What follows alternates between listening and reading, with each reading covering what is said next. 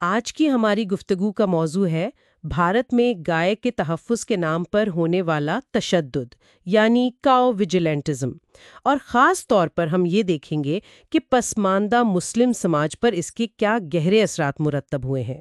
ہمارے پاس جو ذرائع ہیں وہ اس مسئلے کے سماجی، معاشی اور ذات پات سے جڑے پہلوؤں پر بھی روشنی ڈالتے ہیں، خاص طور پر وہ چیلنجز جو پسماندہ مسلمانوں کو درپیش ہیں۔ تو آج کوشش یہ سمجھنے کی ہے کہ یہ رجحان کیسے ان کمیونٹیز کو نشانہ بنا رہا ہے جو روایتی طور پر مویشیوں سے جڑے کام کرتے ہیں، اور ان کی زندگیوں پر کیا اثر پڑ رہا ہے۔ آئیے ذرا تفصیل میں جاتے ہیں۔ تو سب سے پہلے یہ سمجھنا ضروری ہے کہ یہ پسماندہ مسلمان ہم کن کی بات کر رہے ہیں۔ جی دیکھیں، یہ بھارت کی جو مسلم آبادی ہے نا، اس کا ایک بہت بڑا حصہ ہے، اندازاً کوئی 85%، اور انہیں سماجی اور معاشی طور پر کمزور سمجھا جاتا ہے۔ اچھا۔ ان میں بہت سی برادریاں ہیں، جیسے آپ نے ذکر کیا گھوسی برادری۔ یہ لوگ تو تاریخی طور پر مویشی پالنے، دودھ بیچنے، کسائی کا کام، چمڑے کا کام، ان سب چیزوں سے جڑے ہوئے ہیں، صدیوں سے۔ بالکل صدیوں سے۔ اور یہیں آ کر مسئلہ سنگین ہو جاتا ہے۔ یہ جو گائے کے تحفظ کے قانون ہیں، اور اس سے بھی زیادہ جو خود ساختہ محافظوں کا تشدد ہے، اس نے سیدھا سیدھا ان کی روزی روٹی پر حملہ کیا ہے۔ ہمارے ذرائع، خاص طور پر جو دوسرا ذریعہ ہے، وہ اسی بات پر زور دیتا ہے کہ ان کے لیے اپنا روایتی کام کرنا کتنا خطرناک ہو گیا ہے۔ مطلب جان کا خطرہ؟ جی بالکل۔ آگرہ کی مثال سامنے ہے نا، وہاں چھوٹے پیمانے پر جوتے بنانے والے مسلمان تھے، انہیں اپنے کاریگر نکالنے پڑے کیونکہ وہ گائے یا بھینس کا چمڑا لا ہی نہیں سکتے تھے۔ اتنا خوف تھا ان ویجیلنٹی حملوں کا۔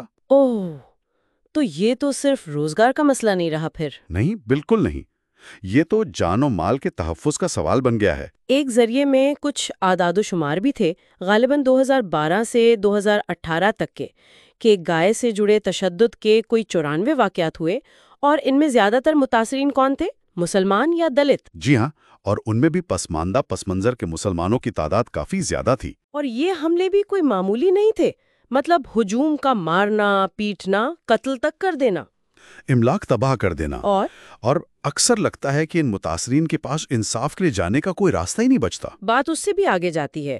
کچھ ذرائع میں یہ الزامات بھی ہیں، خاص طور پر ذریعہ نمبر 2 میں اس کا ذکر ہے کہ کئی بار ان گائے محافظ گروہوں کو مقامی حکام کی طرف سے آپ کہہ لیں خاموش حمایت حاصل ہوتی ہے۔ اچھا۔ یا کم از کم ان کی طرف سے آنکھیں بند کر لی جاتی ہیں۔ کچھ رپورٹس تو یہ بھی کہتی ہیں کہ پولیس نے الٹا متاثرین کے گھر والوں کو ہی دھمکیاں دی کہ ان پر مویشی تحفظ قانون کے تحت مقدمے کر دیں گے۔ او خدایا، تو پھر انصاف کی امید کیسے ہوگی؟ یہی تو المیہ ہے، اس سے انصاف ملنے کی جو تھوڑی بہت امید ہوتی ہے وہ بھی ختم ہو جاتی ہے۔ اور اس سارے معاملے میں مجھے لگتا ہے ذات پات اور مذہبی تعصب کا جو گٹھ جوڑ ہے اسے بھی نظر انداز نہیں کر سکتے۔ بالکل نہیں کر سکتے۔ جیسے کام، کسائی کا کام، جنہیں ناپاک سمجھا جاتا تھا، وہ نچلی ذاتوں کو سونپے، اور ان میں پسماندہ مسلمان بھی شامل تھے۔ جی ہاں، یہ تاریخی اور سماجی پہلو بہت بہت اہم ہے۔ اب ایسا لگتا ہے کہ گائے کے نام پر جو سیاست ہو رہی ہے، اس نے اسی پرانے تعصب کو ایک طرح سے نیا مذہبی رنگ دے دیا ہے، اور اس کو استعمال کر کے تشدد اور سماجی بائیکاٹ کو جائز قرار دیا جا رہا ہے۔ ایک ذریعے میں محمد عمران جو Tata institute of social sciences سے ہیں، ان کا قول بھی تھا شاید۔ جی بالکل، انہوں نے بہت واضح کہا ہے کہ مسلمان ہونے کی شناخت انہیں استحصال اور تشدد کا شکار بناتی رہتی ہے، جو براہ راست ان کی روزی روٹی کو نقصان پہنچا رہا ہے۔